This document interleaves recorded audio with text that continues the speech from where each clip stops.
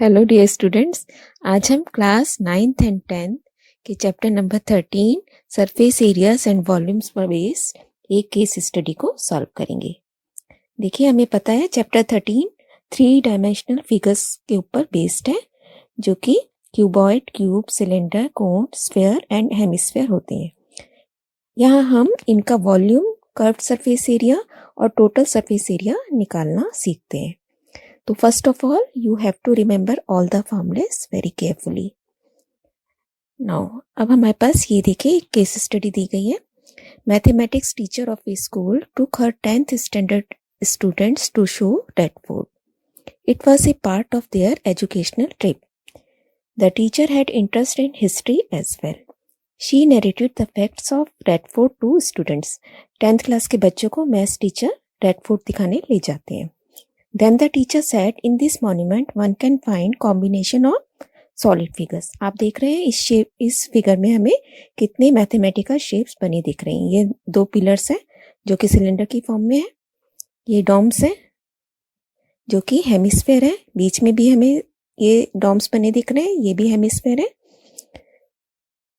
There are two pillars which are cylindrical in shape, two domes at the corner which are hemispherical, 7 smaller domes at the center. Flag hosting ceremony on Independence Day takes place near these domes. यही इन domes के पास ही flag ceremony होती है।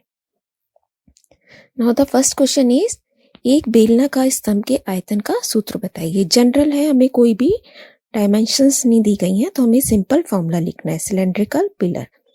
Then the formula is pi r square h. Second question is, दो स्तंभ का वक्र पृष्ठीय क्षेत्रफल बताइए। Lateral surface area of two pillars if height is 7 metre and radius is 1.4 metre. तो हमें पता है कि ये सिलेंडर की फॉर्म में है। तो सबसे पहले हम जो डायमेंशंस हमें दी गई हैं हम लिख लेते हैं। h is 7 metre, radius is 1.4 metre. अब लेटरल सरफेस एरिया एंड या कर्व्ड सरफेस एरिया एक ही बात होती है। सिलेंडर है,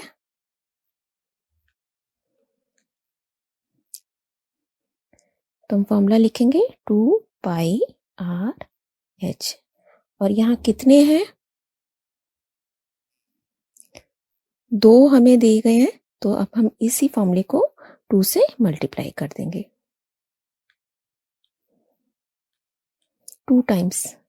So it is 2 into 2 into 22/7 into 1.4 और h is 7। यहाँ हमें यूनिट्स का बहुत ध्यान रखना पड़ता है बेटा, सारी यूनिट्स आपकी सेम होनी चाहिए।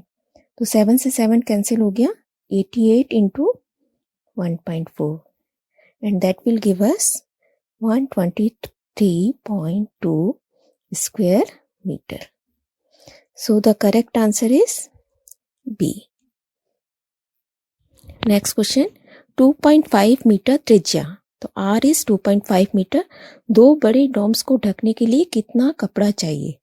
तो यहाँ हमें कपड़े से ढकना है डोम्स को, तो हमें इसका कर्व्ड सरफेस एरिया चाहिए। तो हम इसका हेमिस्फीयर का फॉर्मूला लगाएंगे, curved surface area of hemisphere. Formula is 2 pi R square. Again यहाँ हमें कितने डॉम्स दिए गए हैं? 2, तो यहाँ भी हम इसे 2 से मल्टीप्लाई कर देंगे। सो it is 2 into 2 into 22/7 into 2.5 into 2.5। सारा हमें मल्टीप्लाई करने के बाद हमारे पास आ जाएगा 550/7 और जब आप इसे डिवाइड करेंगे I will get 78.57 square meter. Next question, एक अर्धगोल है, हेमिस्फीयर का आयतन बताइए। वॉल्यूम बताना है, सिंपल, जिसमें रेडियस हमें दी गई है। तो हमें रेडियस लिख लेते हैं पहले, 3.5 मीटर। अब आप वॉल्यूम का फॉर्मूला लगाएंगे, volume of hemisphere, it is 2/3 pi r cube. So 2 by 3 into 22 by 7 into 3.5 3 times.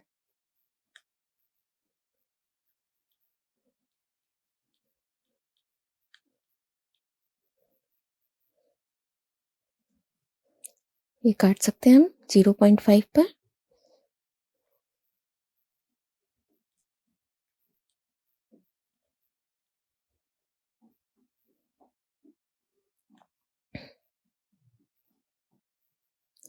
तो सारा कुछ सॉल्व करके हमारे पास आया 269.5 divided by 3 and that is equal to 89.8 metre cube. क्योंकि अब की बार वॉल्यूम है तो हमें यूनिट में क्यूब जरूर लिखना है.